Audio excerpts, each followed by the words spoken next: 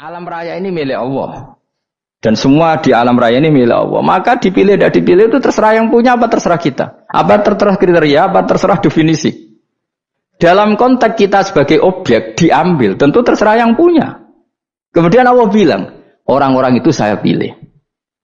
Nah kalau milihnya Allah berdasar kepunyaan, tentu Allah boleh dong memilih orang yang sebetulnya berstatus dolim. Ya tapi ya tetap dia dolim, tapi ya tetap dipilih. Kenapa ya? Karena Allah yang punya. Saya misalnya orang kaya, boleh nggak punya HP buruk? Boleh kan? Terserah saya. Saya orang kaya, beli HP mahal, medium dan paling buruk. Boleh enggak? Boleh, saya yang punya.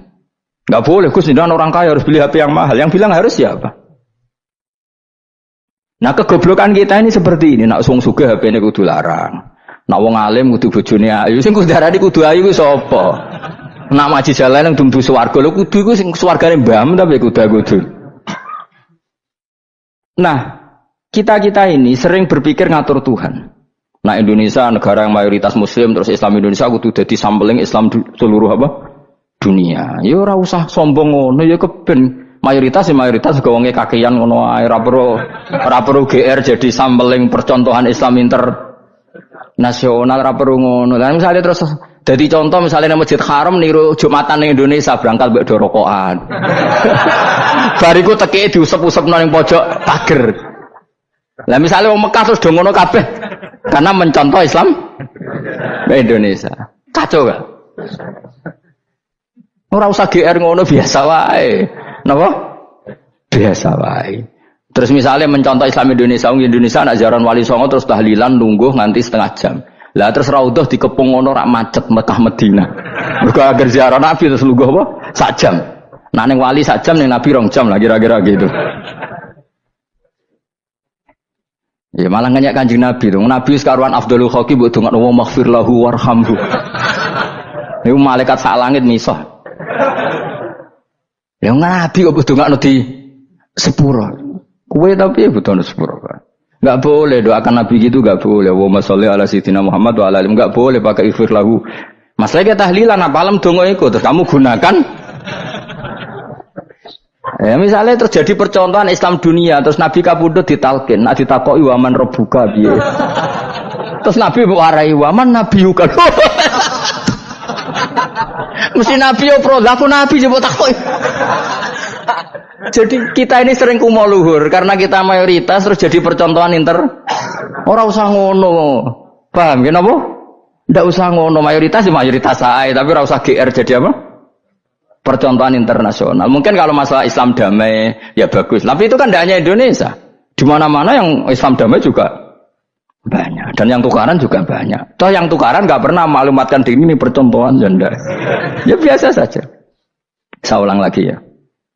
Maka menurut saya nggak akan benar pendapat Khawarij atau pendapat Islam yang keras bahwa orang dosa besar itu keluar dari Islam. Karena ketika Allah mengatakan, kemudian aku pilihkan kitab ini, tak kasihkan orang-orang yang saya pilih. Itu diantara yang pertama adalah, meskipun mereka sebagian tetap zalim. Artinya tetap zalim itu tidak menjadi dia keluar dari status Islam. Paham ya? Sekarang saya tanya, yang dikatakan warga Indonesia itu siapa? Ya siapapun yang bergeografis di Indonesia, lahir sebagai akte Indonesia, ya orang Indonesia.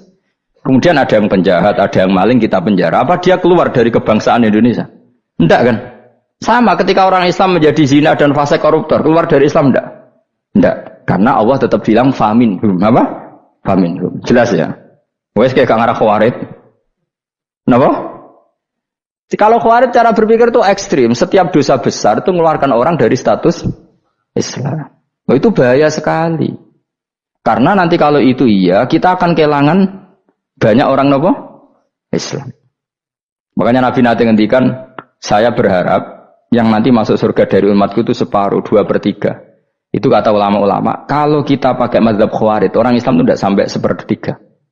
Karena banyak yang keluar dari Islam. Duwe keris gak Islam, duwe akeh ra Islam, nglakoni jimat gak Islam, nyekel patok gak Islam, dosa gede gak Islam, korupsi gak Islam.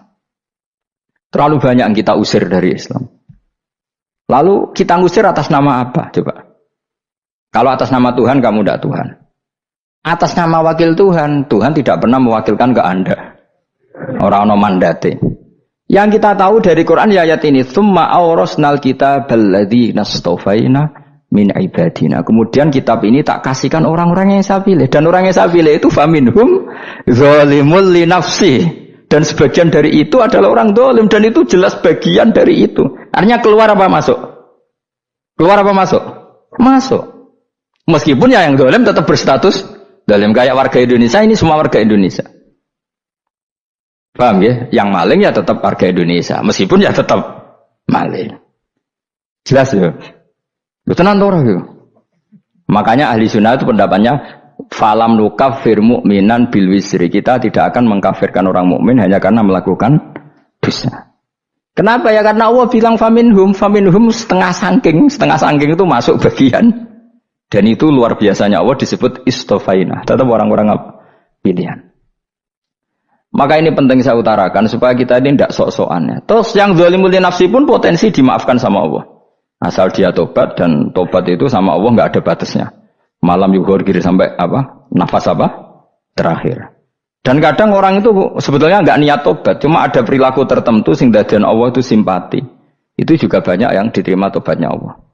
Makanya kata ulama-ulama itu, istighfar itu tidak syarat diampuni. Yang menjadi orang terampuni itu kehendak Allah. Istighfar itu bagian kecil dari syarat-syarat itu. Bisa saja orang tanpa istighfar tapi diampuni Allah.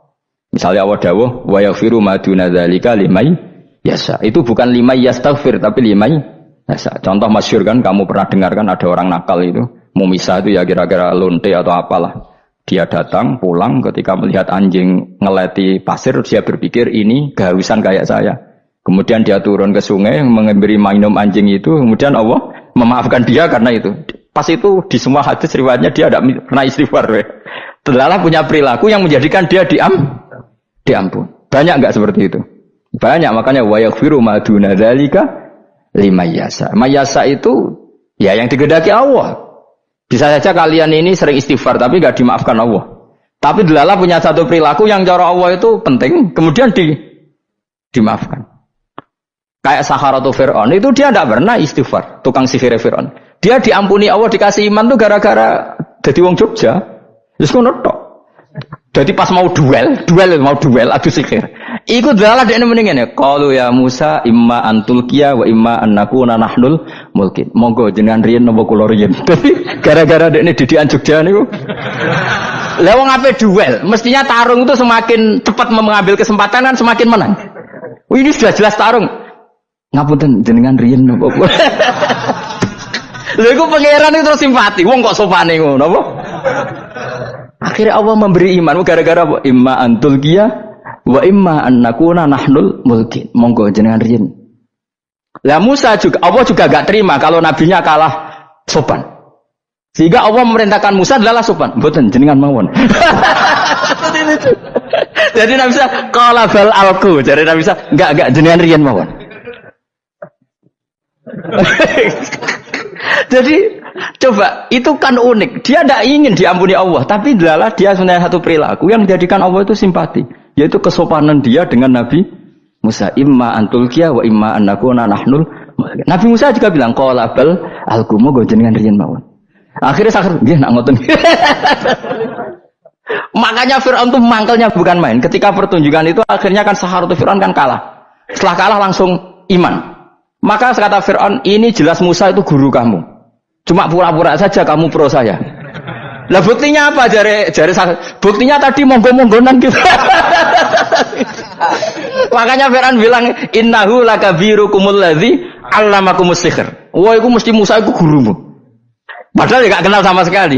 Cuma gara-gara monggo-monggonan tadi itu akhirnya terus pikirannya Fir'aun, wah, mesti wis kenal suwi, mau gayane tok. Mergo gara-gara monggo jenengan riyen. Mboten monggo jenengan. Jadi makanya sampean jangan putus asa. Makanya keliru sekali kalau kita bilang diampuni Allah nunggu istighfar. Enggak. Tentu istighfar penting, kita sepakat. Istighfar itu penting, kita sepakat. Tapi itu tidak satu cara-caranya Allah untuk orang bisa diampuni. Nabi misalnya yang dikatakan ana wa kafilul yatim kahateni fil jannah. Coba. Orang sering istighfar sama kafilul yatim, kira-kira surganya cepat mana? Cepat kafirul yatim meskipun enggak istighfar. Kalau istighfar terus tapi medit ra karuan. Tak jamin mlebu neraka. Alamatnya medit jelas ning neraka aku roh. Jelas. Al-bakhil qaribun minan nar, jelas alamatnya deket-deket situ lah, paham ya? Wis jelas as-sakhi qaribun minallah, qaribun minan nas, baidun minan nar. Nah al-bakhil baidun minallah, baidun minal jannah, qaribun minan nar. Jadi yang medit itu ya deket-deket situ alamatnya sudah jelas deket-deket neraka. Ana wa kafirul yatim kahataini fil. Berapa? Apa semua yang dimaafkan Allah Nabi nyebut syaratnya istighfar? Kebanyakan malah enggak. Orang alim misalnya. Makanya orang alim kalau jarang istighfar kamu enggak usah iri. Orang alim itu mulang tok, itu langit bumi mintakan ampun. Wa innal alima lastaghfiru lahu man fis samawati wa man fil ard hatta khitan fil bahr. Orang alim itu otomatis dimintakan maaf oleh langit dan bumi sampai iwak ning laut.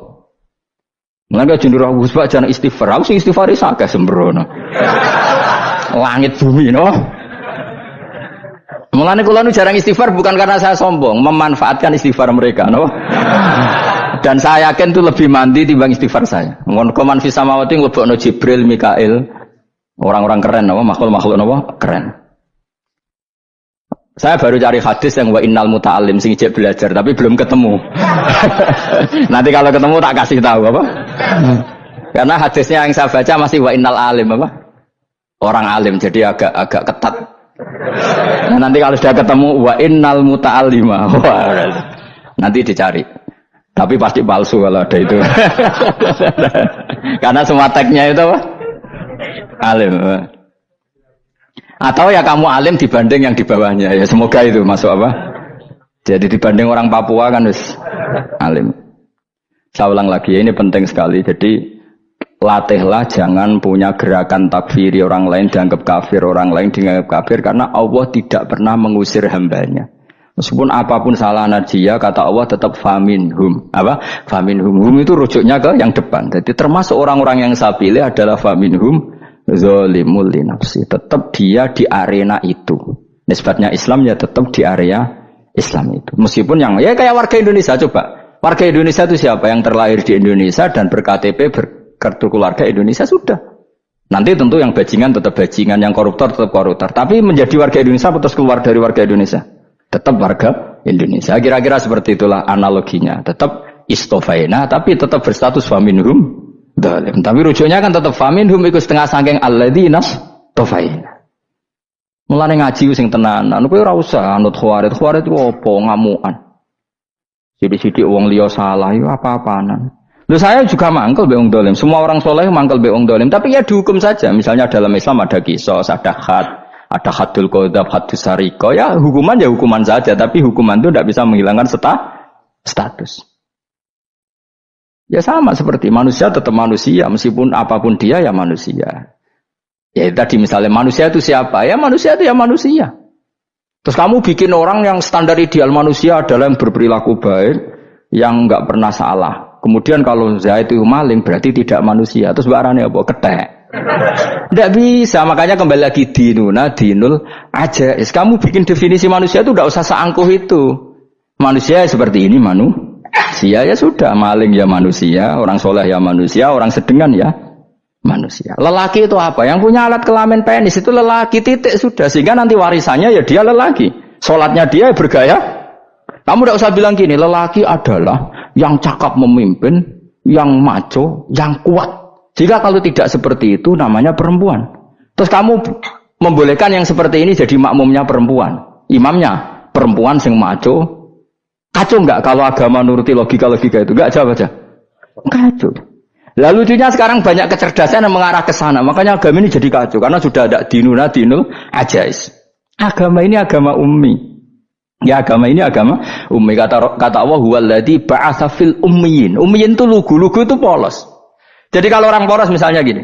Ini apa? Kira-kira kalau jawab orang polos ini. Jam. Bagus kan jam. Jam untuk apa?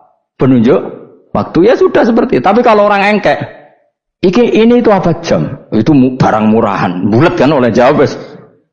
Ono numpak mobil carry itu apa? Itu black melaku. Yang mobil itu Alphard. Jadi kacau. Enggak boleh agama dibawa ke sana. Apa? Agama di sana dibawa ke sana. Nah itu madzhabnya ahli sunnah apa? Wal jamaah. Ketika Rasulullah ngendikan la yu'minu ahadukum hatta yuhibba li akhi, ora kok diarti ini ora iman. Jika yang menyala itu tidak iman, tidak seperti itu cara mengartikan ahli sunnah wal jamaah. Karena status itu tidak pernah hilang. Yang hilang hanya kesempurnaannya. Paham ya? Kesempurnaan kita jadi manusia hilang karena kita maling, karena jadi koruptor. Tapi tetap kita manusia. Kesempurnaan kita sebagai orang mukmin hilang kalau kita fasik. Tapi kita tetap mukmin. Paham ya? Makanya setiap hadis gitu kata ahli sunnah la yu'minu imanan kamilan. Wis dong ya. Dong. Ya terus alhamdulillah subhanallah. Ya dalim mas malam 22. Malam Lailatul. Aku kadang yang melok goblok aduh. Saya tuh sering dididik sama bapak saya, sekumpul wong akeh kudu melok goblok guys. Makanya bapak itu kalau ada orang pidato, bapak kan juga enggak suka pidato juga, tapi ya kerso kadang-kadang, saya pun kadang-kadang kerso. Asal sing utus pernah guru, pernah sepuh kadang kerso. Nah, bapak nak pengajian diomongin balik dari bapak, malah bingung. Ngomong apa wae. Coba kita dengan PD-nya bilang Lailatul Qadar itu 21 sampai berapa? 29. Lailatul Qadar. Warna iki malam Lailatul Qadar. Lalu Lailatul Qadar keren tuh karena apa coba? Karena nuzulul Quran. Lalu nuzulul Quran tanggal 17. Lalu Lailatul Qadar tanggal berapa? Oh, ada nih. Alhamdulillah. Tapi ini jangan jadi keiskalan yang masif terus jadi fitnah itu. Cara Gus Bak, ya cara Gus Bak cara Quran ngawur gitu. Sembrono. Memang aku tidak pendapat tentang Quran dan ayatnya seperti itu. Maka yang benar, Lailatul Qadar itu kata ulama-ulama dulu, orang yang beramal soleh, ya itu sudah anggap saja dapat Lailatul Qadar. Ora usah ndelok esuk-esuk ndelok srengenge blerengen ta ora. Nek blerengen berarti untuk Lailatul Qadar. Jan mendung kan blereng iki. Terus bengi angite sayup-sayup. Anggere dini hari ya sayup-sayup blok-blok aneh-aneh wae. Lah nek pikir segoyo ora, berarti wong laut gak taran untuk Lailatul Qadar, ke segoro gitu langine bianter. Lah nek ning Dieng ya mesti sayup. Mau angin dok gunung wis kesel tadi terus sayup-sayup. Gawe ukuran ojo ngono, gawe ukuran ngono rak wong Dieng luwih ngrasa entuk Lailatul Qadar timbang wong segoro kidul. Ke segoro kidul angine apa? Buanter. Padahal alamate piye? Sayup-sayup. Aneh-aneh. Maksudnya alamat ngono iku ora ngono, maksudnya ayat iku Kanjeng Nabi mbadhawuh ngono, maksudnya ora ngono. Wes dong ya. Ayo Lailatul Qadar tanggal aku sebenarnya belum bodoh, enak udah bagus, happy no.